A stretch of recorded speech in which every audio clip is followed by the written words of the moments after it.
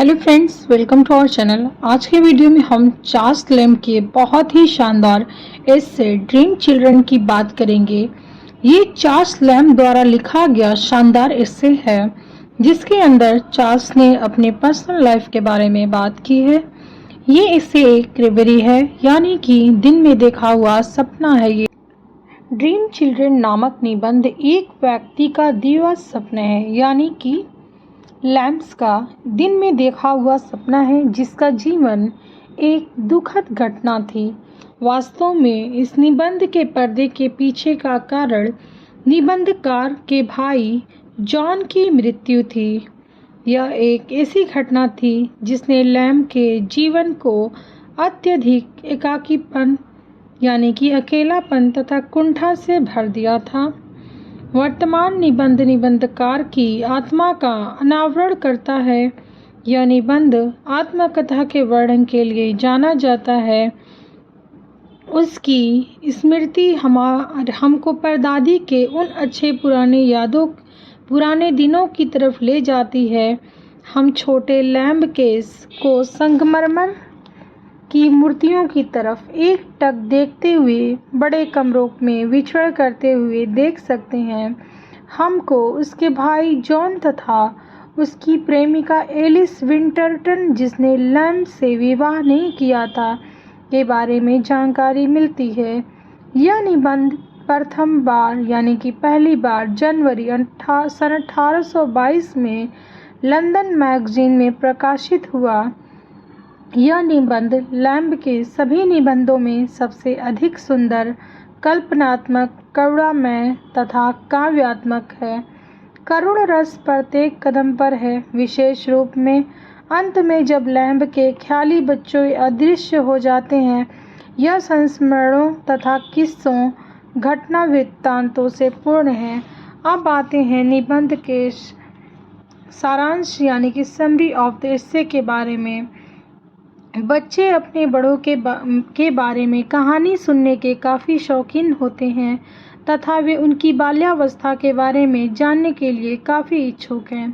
एक शाम को लैम्ब के काल्पनिक बच्चे अपनी परदादी के बारे में कुछ जानने के लिए उसके चारों ओर एकत्रित हुए। लैम्ब ने उसको बताया कि उनकी परदादी पवित्र, धार्मिक, अच्छी तथा प्रचलित स्त्री थी।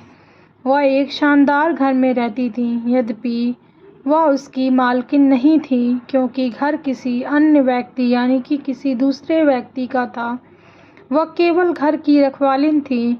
उसने लैम्ब ने बताया कि उसकी मृत्यु के पश्चात घर नष्ट होने की कगार पर था तथा घर के सभी अलंकरण मकान मालिक के दूसरे घर में स्थानापन्न कर दिए थे, जहाँ वे विचित्र लगते थे।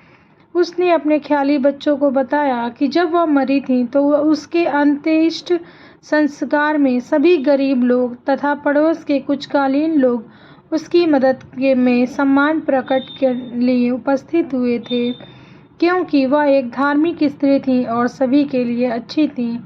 अपनी युवावस्था में उसे देहांत की सबसे अच्छी नृत्यांगन माना जाता था।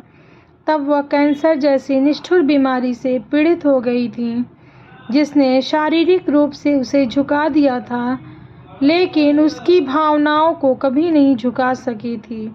आगे लैम्ब ने अपने ख्याली बच्चों को बताया कि वह बड़े घर में अकेले सोया करती थीं और कि वह विश्वास करती थीं कि दोनों बच्चों के प्रेतमा आधी रात को सीढ़ियों से ऊपर नीचे तैरते हुए देखी जा सकती थी।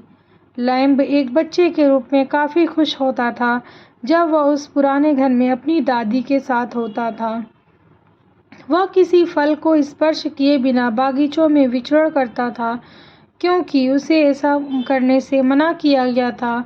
वह नीचे घास पर लेट जाया करता था या बागीचे के तालाब में मछलियों को देखने में अपना समय व्यतीत करता था।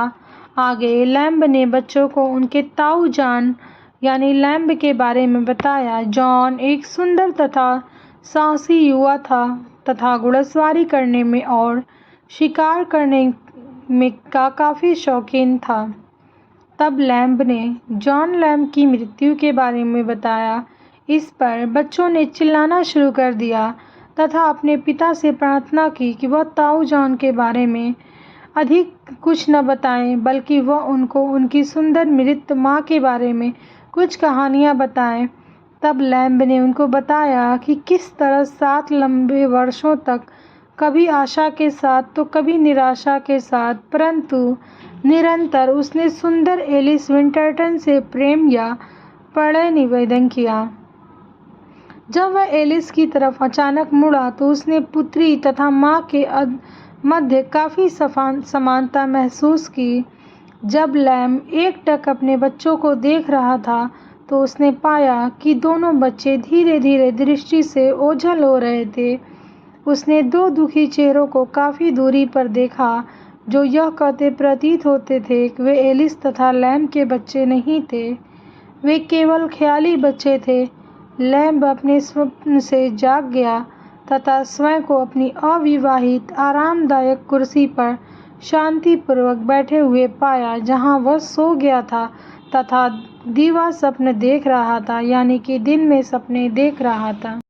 ये इससे पसंद आया हो तो वीडियो को लाइक करिए, शेयर करिए और कमेंट बॉक्स में ज़रूर बताइए कि आपको ये कहानी कैसी लगी।